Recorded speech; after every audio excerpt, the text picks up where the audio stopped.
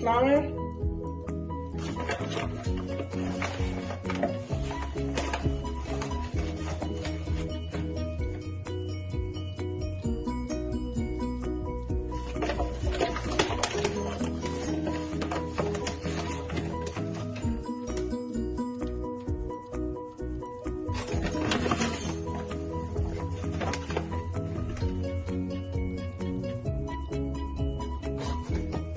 Into this, I add some salt to taste.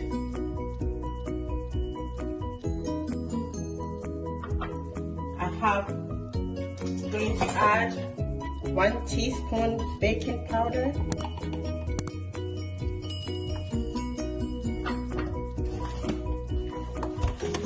And I'll add 1 teaspoon sugar. I know people will ask why I add sugar, but I just want to add the sugar in to give it a little bit flavor. It's not going to be sweet when it's tasted, but it's going to give it some flavor. And then I'll add my nutmeg.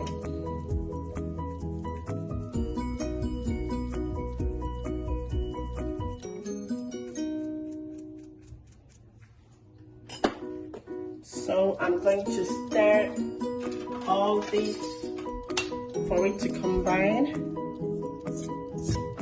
together.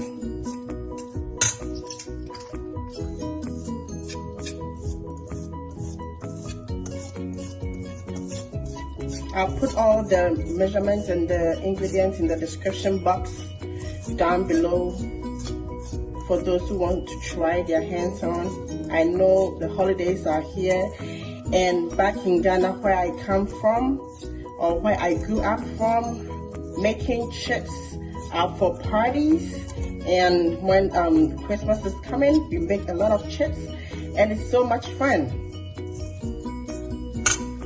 So I'll add my 1 cup of butter. I'm going to, it will depend if you want a room temperature or you just got it from the refrigerator, because with the room temperature it's easier for you to mix it up, but refrigerated one you have to cut it into pieces because it will be a little bit hard. So I'm going to rub everything together.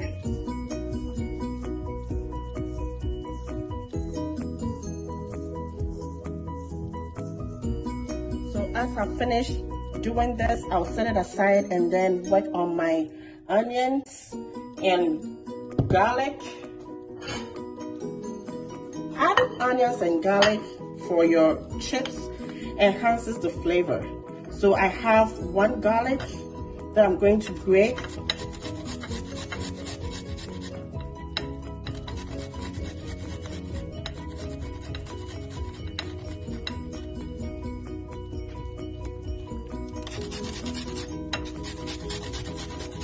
This is the grated onions and garlic. I normally like to grate it because you wouldn't have to add a lot of water when you're trying to blend, because we'll be adding water to the mixture consistently, and you don't want the situation whereby there will be more water in your mixture. So I prefer to use the grater to grate, but you can still use the blender if you are okay with that.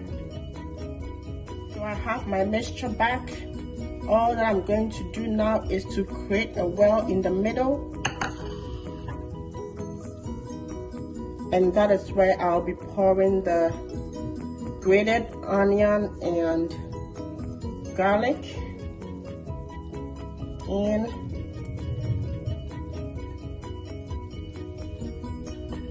And then I'll mix it up. I'll make sure I mix it up well so that everything will get combined.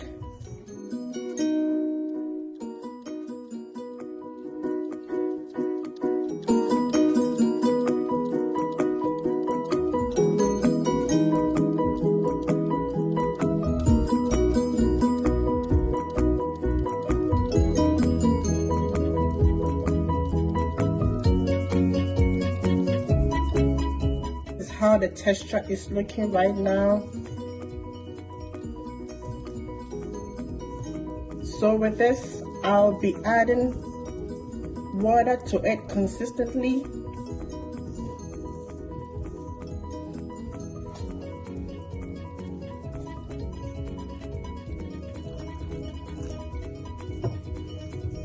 I don't want it to be too soft, and I don't want it to be too wet, and I don't want it to be too dry.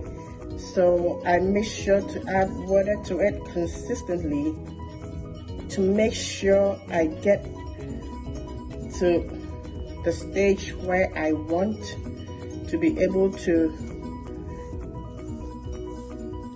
press the dough. I'll add a little bit water, so when you're working on this, you don't have an actual measurement for the water, but it will depend on the quantity of dough that you're using for the chips. So you have to be adding it periodically for you to know exactly what you want.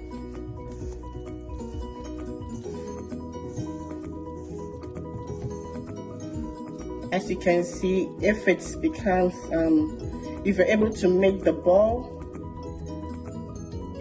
like this, that means you're getting there, you're almost there, you're good to go.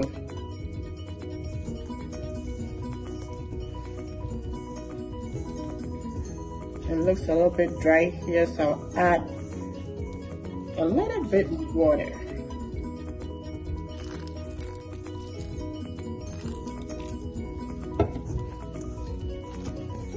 I don't want it to be too wet, so you have to be careful.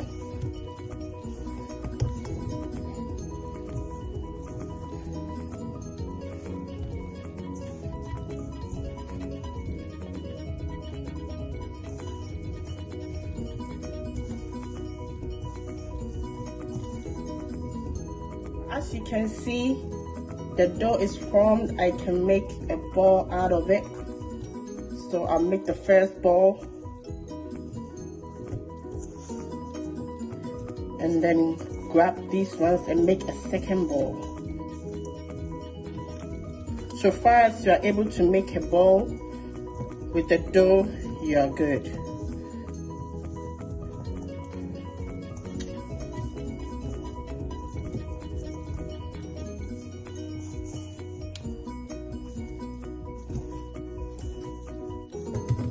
My board ready, so now I'm going to put a little bit of flour on the board. This way it wouldn't let the dough get stuck on the board.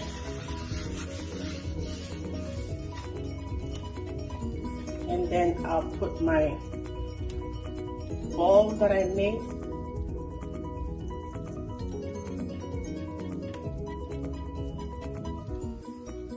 And knead it.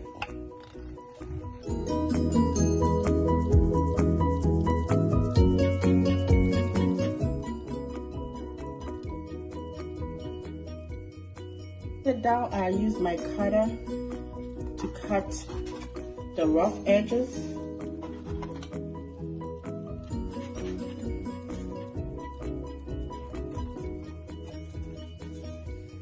And then I'll put them on put it on my tray. Sorry. On my tray here. I'll make sure all the edges are straight. This will help me do the cutting well when it's time for me to cut.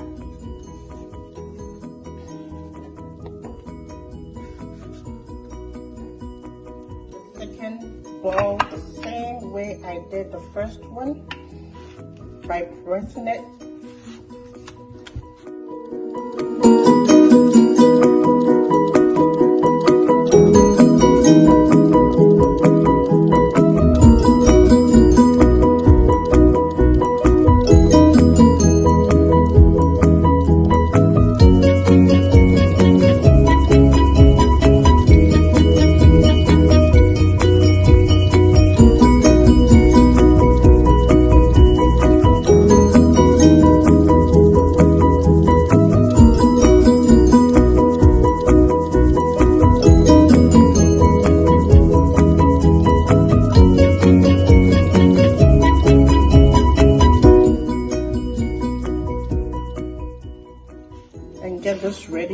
baking sheet.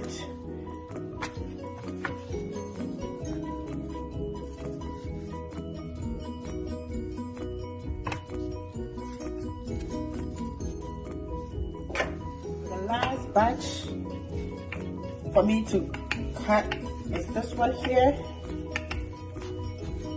that I'm rolling the pin on.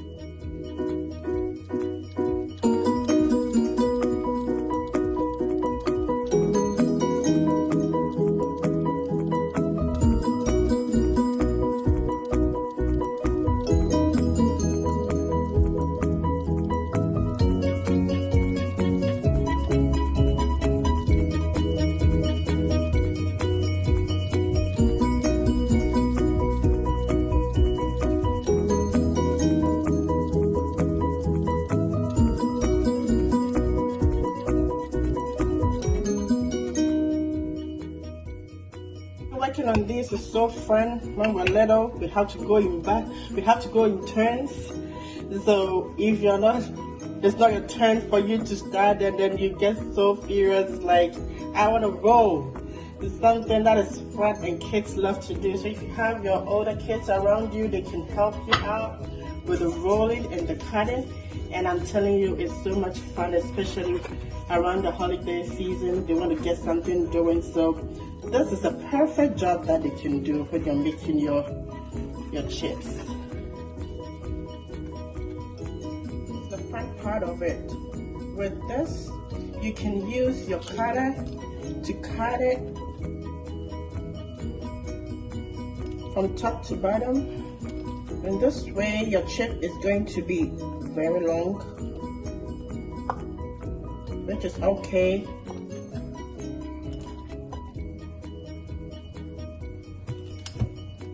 That's how the chip is going to be.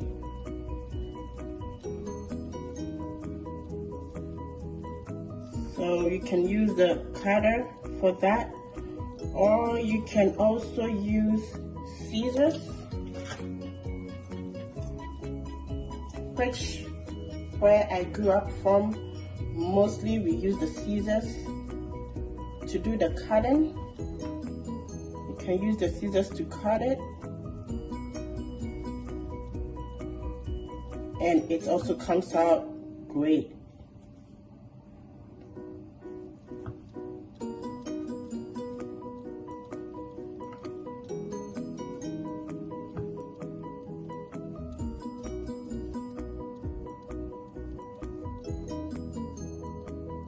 So these are all methods that you can use to make your chips. If you don't have a spaghetti maker, you can do it this way and you're good. So lovelies, as I said, another method you can use apart from cutting manually is the use of the spaghetti maker. So you can have your spaghetti maker, which makes it so much easier to cut your chips. It becomes longer though, but as you fry, some might break, and then you'll be good to go.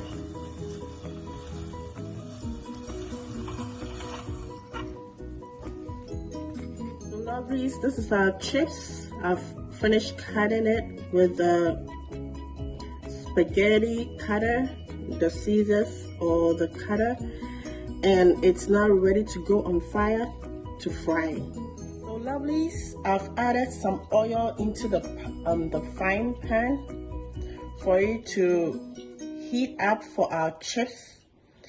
So as you can see, it is getting hotter. You have to make sure the oil is hot enough so that when you put your chips in there, it doesn't submerge but rises to the surface of the oil. and in that case it wouldn't get the chips to be soggy. So I want to be sure the oil is hot enough, so I'll put just a chip in there first to see. It doesn't look like the oil is that hot, so I'll wait for a couple of minutes. So now it looks like the oil is hot now. I tested it with one chip and it is floating, so I'll start putting in the chips in the oil. As I do that, because they are joined together and I don't want it to be fried together, I'll try to stir it just not to get them fried together. I just want it to be open.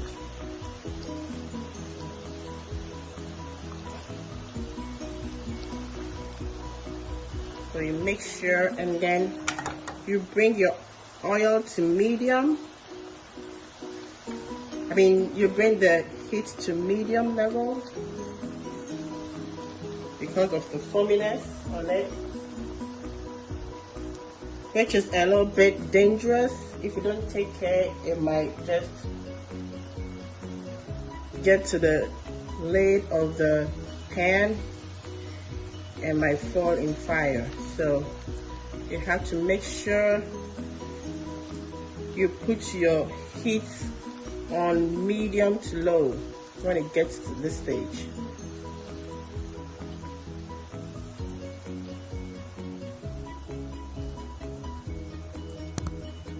The chips is fried, so I'm gonna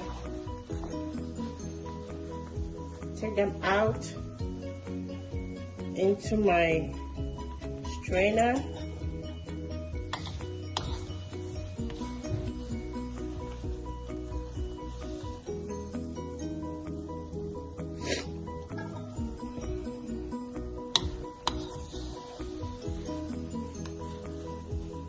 It takes some time actually because of the foamy that comes at the surface of it. You have to make sure your oil from the beginning is hot all right for it to be able to fry to the surface, but afterwards you have to put it on medium to low heat so it can take time to fry without you getting any injuries, because when the foamy starts coming up and you don't take care of it, it will become disastrous. So lovelies, this is the Ghana chips I just fried for you to see. This is how it came about. It is very nice to taste. You can have this as your snacks, and this, my kids really love it, so I made this for them at home as their snacks that they can eat. Kids love it, older people love it, and you can do this. And this is normally eaten mostly in parties in Ghana. We used to have this at parties. Any occasion you find chips around. And so this is how it came about. I hope you enjoy the video and you want to try your hands on because you love it. Thank you for watching. Hope to see you in my next video.